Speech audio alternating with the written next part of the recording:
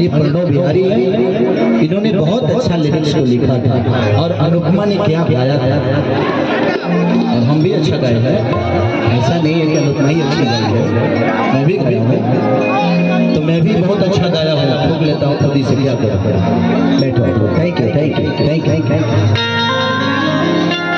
मुझे लगता है कि अगर छोटा भी काम कोई बच्चा करता है तो इसको प्रोत्साहन जरूर देना चाहिए, क्योंकि उसको एक हिम्मत मिलती है, ताकत मिलती है। हमें दुनिया जानती है, बट इन बच्चों रात भर बच्चे हमारे लिए सोचते हैं, तो इनका अधिकार मुझे लगता है कि आप सब पे हम सबसे ज्यादा है कि आपके मन की बातें सोचते हैं।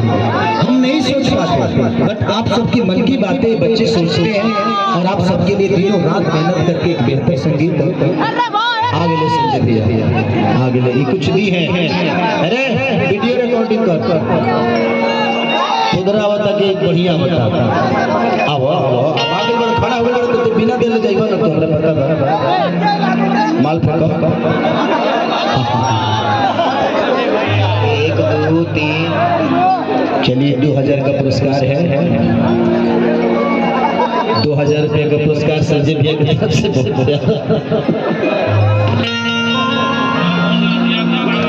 अरे भैया की तरफ से, हमारे पागल भैया बहुत प्यारे, और इनको प्यार करने वाले लोग झारखंड में बहुत हैं।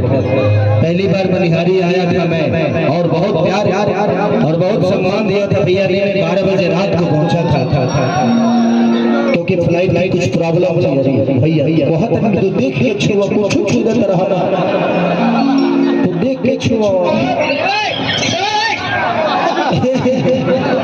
तेहू तो भैया साथ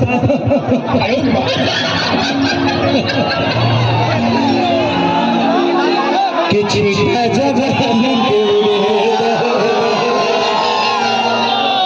मनवा से मनवा के जुड़े कि तुम सुध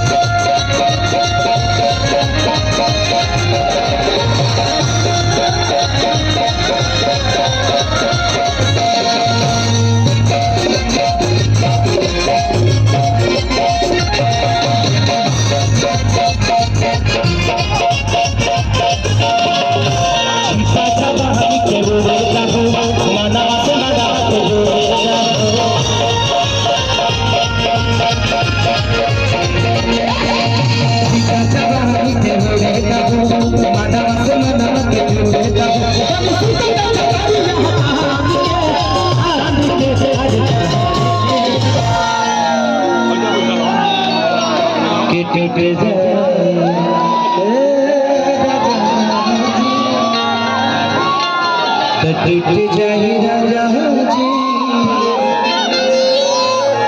टूट जाहि राजा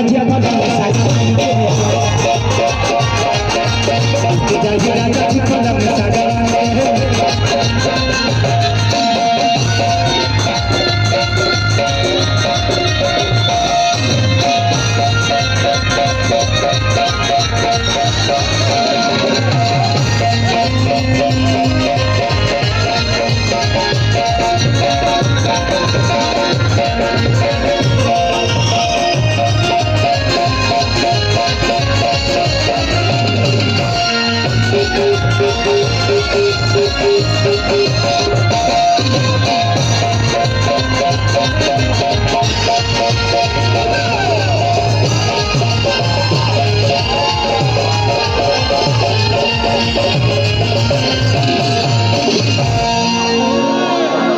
कि बढ़े बेसरमी अरे देहिया में गगली वही लगी हो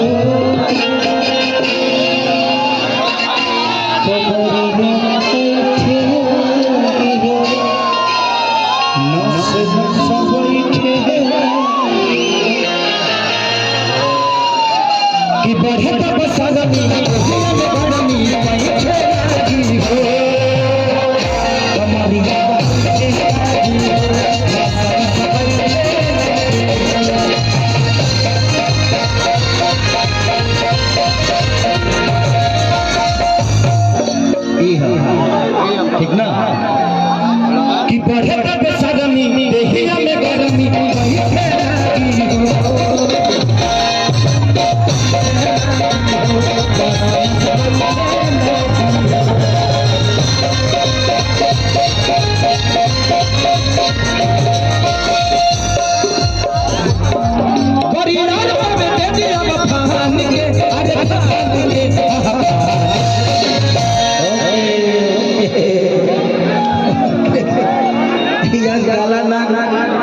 मारिए तो दमली है बाद कर भी तत्काल एकदम ऐसा अभी ये पैर छुए खड़ी कितना भोजपुरी में बवाल भइल तेरे पता ना सब एरिया अलग अलग अरे जिया बोल दे ये पैर छुए खड़ी कितना बवाल भइल भइल कि ना ये हाथ छूटा था ये हाथ छुआ